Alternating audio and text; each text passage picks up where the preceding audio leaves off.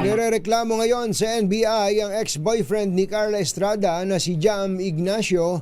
Ito ay matapos ilantad ng kasalukuyan na itong fiancé na si DJ Jelly Au ang ginawang pambubugbog sa kanya ilang araw bago sumapit ang Valentine's Day. Sa isang post, sinabi ni Jelly na halos mapatay na siya ng fiancé sa ginawang panununtok nito ng paulit-ulit sa kanyang mukha.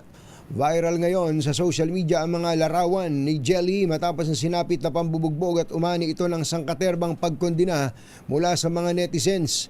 Ayon sa kapatid ng biktima na si Joe, bigla na lang inatake ni Ignacio ang kanyang ate habang nasa loob sila ng sasakyan na kanya ring inilak.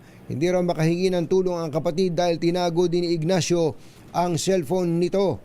Pero nang dumaan sila sa isang toll gate, dito nagkaroon ng pagkakataon si Jelly na makahingi ng tulong sa toll collector nang hindi gumana ang RFID at kalaunan ay nakapag-report sa pulisya.